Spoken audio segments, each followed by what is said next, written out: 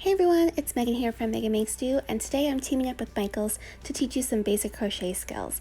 We're going to learn how to slip knot, chain, and single crochet, as well as how to turn our little swatch into these cute pumpkins. For this tutorial, you'll need one ball of loops and thread impeccable yarn, a 4.5mm crochet hook, scissors and tapestry needles, fiber fill, and leather strips and a leather punch. You can find all these supplies at your local Michaels or at michaels.com. Okay, to start, we're going to take one end of our yarn and we're going to be making a slip knot. So hold the end of your yarn in your left hand, and I like to pinch it between my thumb and my pinky and ring finger, and then wrap it around my pointer and middle finger, making sure to make my strands cross in the front. And then I grab it with my pinky to hold it tight. Then insert your hook under the first loop, grab the second loop, and pull it through. Then you can take your fingers out and you'll see that we've made a knot. Pull that tight and then take the small end of yarn and pull that until your loop is securely on your hook. Okay, now we're going to learn how to chain. Hold your working yarn in your left hand and then use your right hand to use your hook and yarn over. So put your yarn over your hook and then draw that yarn through the loop on your hook. Again, yarn over and pull through. Yarn over and pull through. This is how we work a basic chain stitch, and this is how we start every crochet project. This will be the foundation for our little pumpkins. For this tutorial and for these pumpkins, you'll need to make 60 chain stitches. Okay, so now that I've chained 60, we're going to be using single crochet and we're going to be working along the edge going back towards the left side of our project. So we'll be working into our chain stitches. So as you can see, we're going to skip the first chain and then insert our hook. I like to go through just the back loop of my chains. Insert your hook, yarn over, draw up a loop. You'll have 2 loops on your hook, then yarn over again and draw through both. That's a basic single crochet stitch. So again, insert your hook into the next stitch, yarn over and draw up a loop, yarn over and draw through both loops that are on your hook. One more time, insert your hook, yarn over, draw up a loop, yarn over, draw through 2. Continue to single crochet all the way across.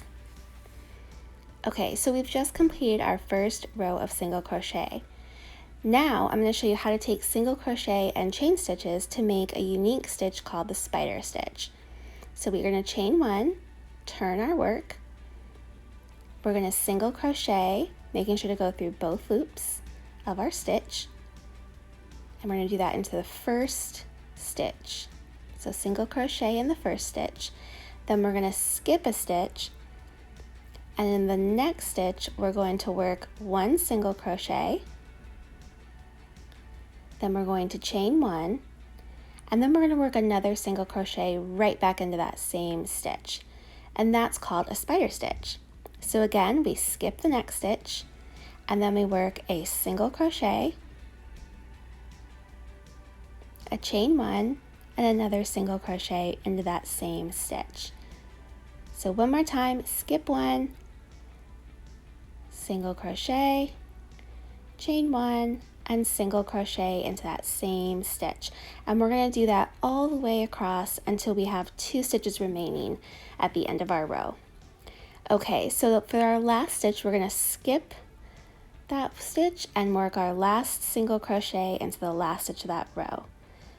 Now I'm going to chain 1 and turn, and again we're going to be working our spider stitch, but we're going to be working into different spots this time. So we'll work a single crochet into the first stitch of our row, and then we're going to skip the next single crochet and actually be working in between and going into that chain 1 space. So if you look here, you can see 2 bars for the first single crochet, 2 bars for the second. We're going to go in between, right into that chain 1 space, and we're going to work a spider stitch, which again is a single crochet, chain 1, single crochet. And we're doing all of that into the chain 1 space. And then if we continue on, we're going to be doing that same stitch into all of the chain 1 spaces in this row. So just look for the next chain 1 space, work a single crochet, chain 1, single crochet. And this is how we do the spider stitch. Okay, so I'm going to end my row of spider stitches with a single crochet into the last stitch. Then I'm going to chain one and turn, and we're just going to keep repeating that spider stitch row all the way across. Keep going until your piece measures 6 inches high. So keep practicing those single crochet and chain stitches. Okay, so I finished my piece. It's 6 inches tall. So I'm going to go ahead and fasten off, leaving a long tail for sewing. And then I'm going to pull my loop all the way through to secure it. And then what we're going to do is we're going to be seaming the short edges together. So these short edges, we're just going to seam along this edge all the way across. And you can seam using whichever seaming technique you prefer. I always like to use the mattress stitch. Okay, so we've seamed up our short edges, and now using that same long piece of yarn in my tapestry needle, I'm going to be weaving my needle in and out all the way around that bottom edge, and this is going to become the bottom of our pumpkin. So just weave your needle in and out, in and out. You don't have to be super exact with this. Just make sure that you're going all the way around the pumpkin. Once you get all the way around, you're going to pull that tight. You might want to add a few stitches across the bottom of the pumpkin just to make sure that it stays closed when you're done. Once you've gotten the bottom secured, just go ahead and stick your needle through into the inside, pull your yarn through, and then I just kind of throw my yarn into the center and leave it in there. Then what you're going to do is you're going to stuff your pumpkin with your fiber fill. Try to get it as full as you possibly can all the way to the top.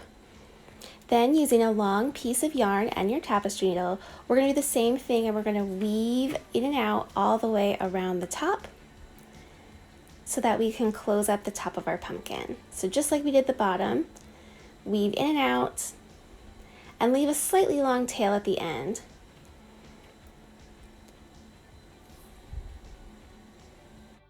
Once you've gone all the way around your pumpkin, you're going to be pulling it tight, closing it, and then tying a knot.